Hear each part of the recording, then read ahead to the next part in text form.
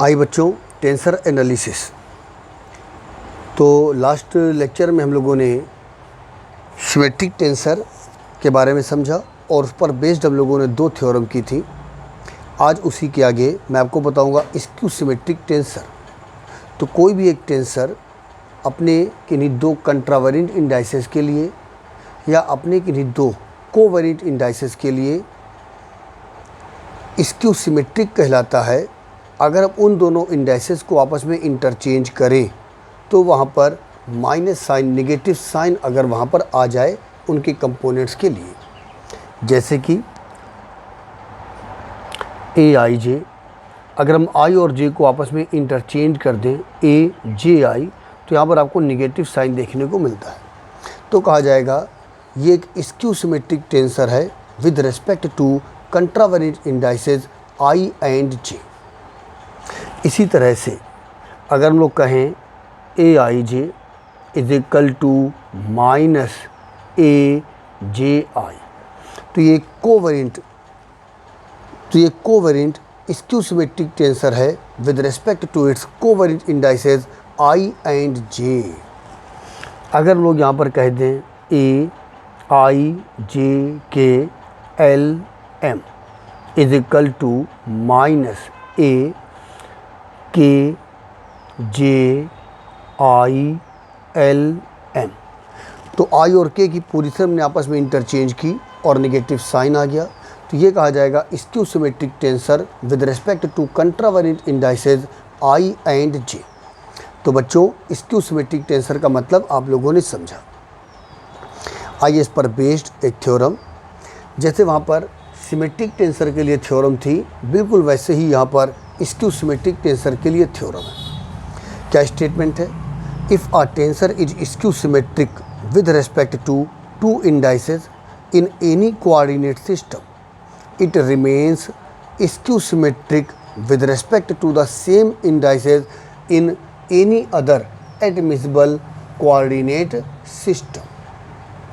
तो बच्चों, कोई एक टेंसर किसी एक कोऑर्डिनेट सिस्टम में अगर किन्हीं दो इंडाइसेस के लिए स्क्यू सिमेट्रिक है, तो वो टेंसर किसी दूसरे कोऑर्डिनेट सिस्टम में भी उन्हीं इंडाइसेस के लिए स्क्यू सिमेट्रिक होगा। तो ये थ्योरम हम लोग यहाँ पर प्रूव करेंगे एक contravariant tensor of the second order के लिए, लेकिन इससे इसकी जनरलिटी पर कोई फ़र्क नहीं पड़ेगा। कहने का मतलब हो गया ये टेंसर सभी ऑर्डर के लिए इस थ्योरम को होल्ड करता है, यानी कि ये थ्योरम टेंसर के सभी ऑर्डर के लिए होल्ड करेगी। तो आज हमने सपोज किया एक्स आई कोऑर्डिनेट सिस्टम में कोई एक टेंसर है ए आई जे, और हमने सपोज कर लिया कि ये टेंसर यहाँ पर स्क्यू सिमेट्रिक है।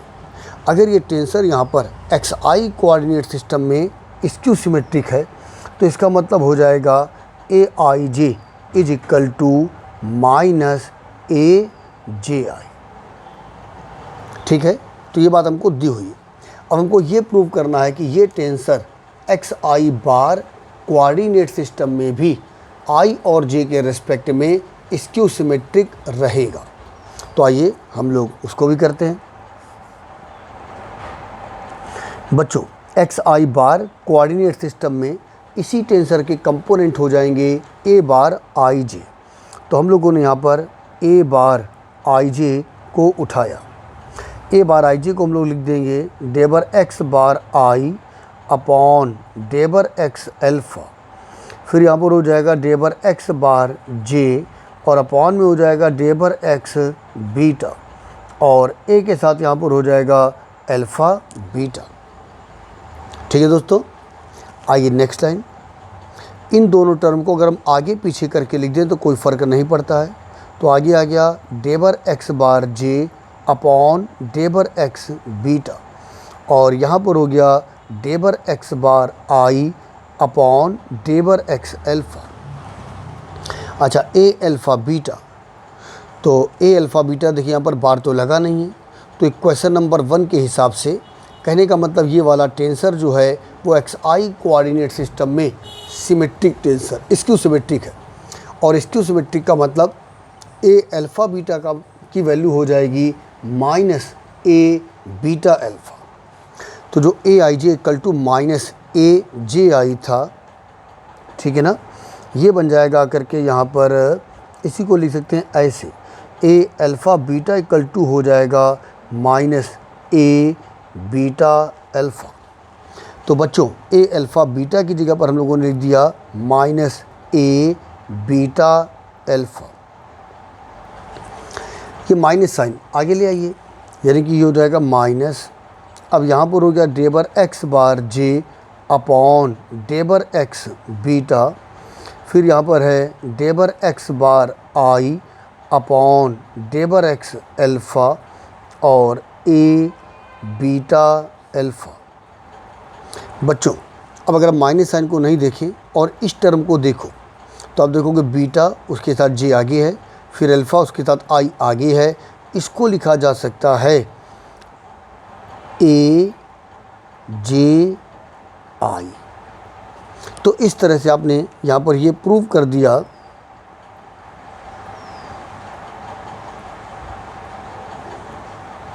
हाँ, ये बार भी लगा हुआ था ना, तो ये बन जाएगा ए बार जे आई। हाँ, तो इस तरह से आपने ये प्रूव कर दिया ए बार आई J is equal to minus A bar J I. तो यहाँ पर ये थ्योरम हमारी कंप्लीट हो गई। इसका मतलब अगर कोई एक टेंसर किसी एक कोऑर्डिनेट सिस्टम में स्क्यू सिमेट्रिक है तो वही टेंसर दूसरे कोऑर्डिनेट सिस्टम में भी स्क्यू सिमेट्रिक रहेगा। यही हम लोगों को प्रूव करना था। तो ये थी हमारी थ्योरम नंबर 3। आइए हम लोग बात करेंगे थ्योरम नंबर 4 की। थ्योरम नंबर 4 भी हम लोग पीछे सिमेट्रिक टेंसर के लिए देख चुके हैं। आज ये थ्योरम है यहाँ पर स्क्यू सिमेट्रिक टेंसर के लिए। सिमेट्रिक टेंसर में हम लोगों ने कहा था एक सिमेट्रिक टेंसर में को अगर हम लोग एक्सपेंड करें n डायमेंशनल कोऑर्डिनेट सिस्टम में तो total number of the independent components जो होते हैं वो थे वहाँ पर 1/2 n+1। अब वही थ्योरम यहाँ पर स्क्यू सिमेट्रिक टेंसर के लिए है। क्या स्टेटमेंट है? A skew symmetric tensor of the second order has at most 1/2 n(n-1) independent components in Vn।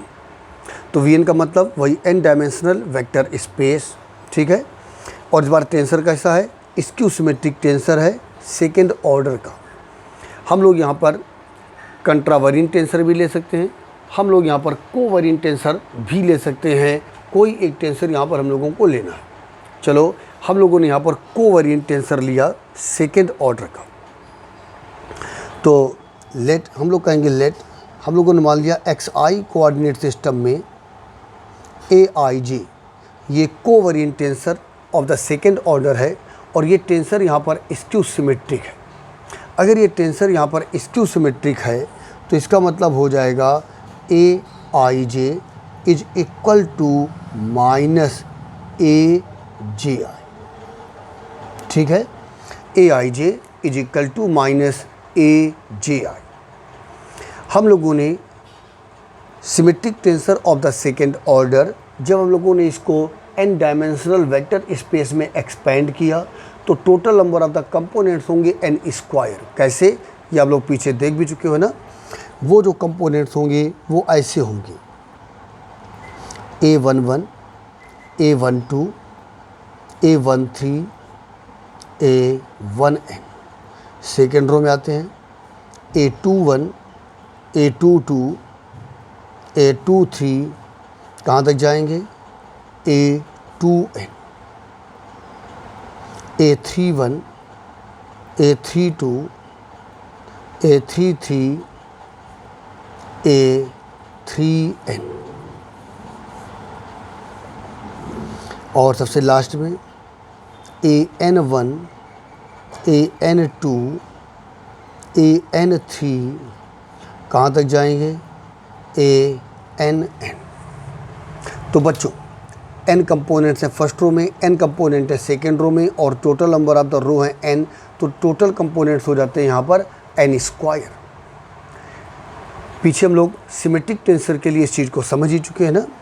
तो हम लोग यहाँ पर इन कंपोनेंट्स को 3 पार्ट में डिवाइड कर देते हैं मेन डायगोनल के कंपोनेंट्स जहाँ पर i इक्वल टू जे होता है, मेन डायगोनल के ऊपर के कंपोनेंट्स जहाँ पर i लेस देन जे होता है, और मेन डायगोनल के नीचे के कंपोनेंट्स जहाँ पर i ग्रेटर देन जे होता है।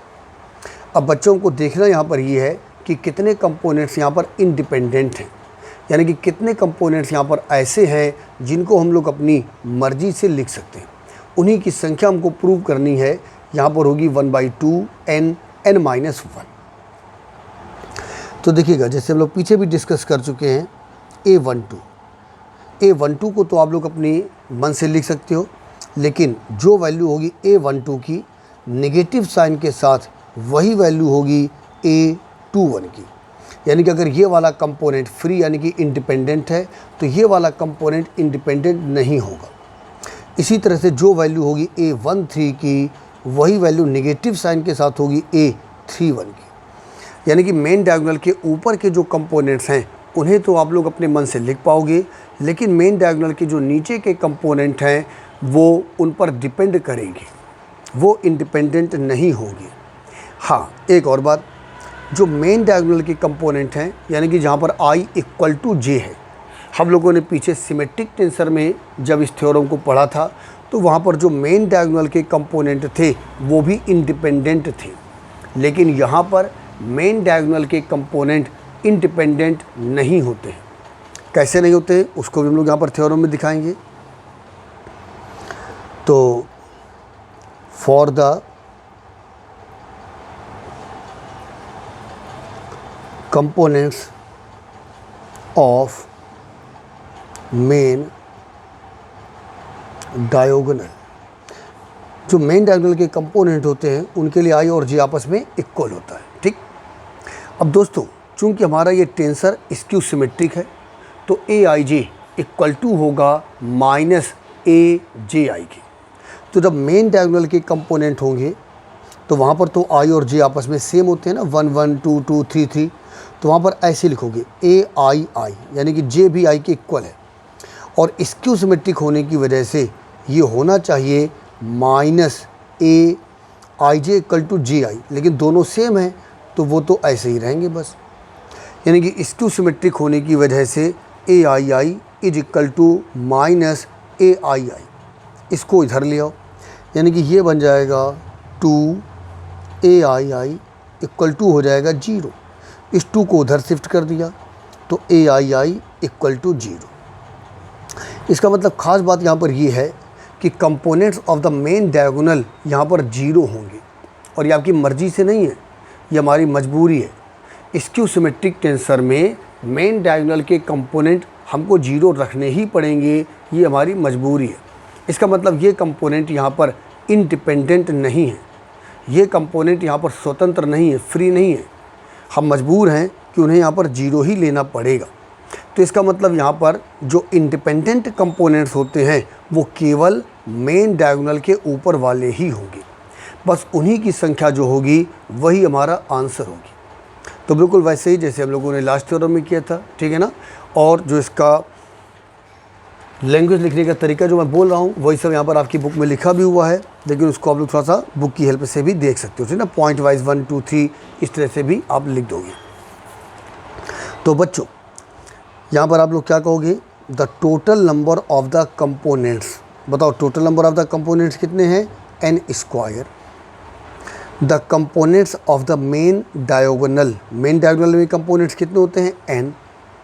अगर हम मेन डायगोनल के कंपोनेंट हटा देंगे तो बचेंगे ऊपर वाले और नीचे वाले, तो लिख सकते हो the components above the main diagonal and the components below the main diagonal, ये हो जाएंगे n² माइनस n। अब इसमें आधे ऊपर होंगे आधे नीचे, जो ऊपर के आधे हैं वही हमारे लिए इंडिपेंडेंट हैं। तो क्या कहोगे, the components above the main diagonal, तो इसके आधे कर दो, यानी कि 1/2 n² माइनस n, यानी कि हो गया 1/2 n-1। और इतने ही कंपोनेंट्स यहाँ पर इंडिपेंडेंट हैं, ये आप लोग ऊपर लिख ही चुके होंगे ना। तो आप लोग कहोगे कि skew symmetric tensor of the second order को अगर हम n डायमेंशनल वेक्टर स्पेस में एक्सपेंड करें तो total number of the independent components जो ज़्यादा से ज़्यादा हो सकते हैं वो होंगे 1/2 n n-1 और ये थ्योरम यहाँ पर कंप्लीट होती है। आइए एक और थ्योरम नंबर 5।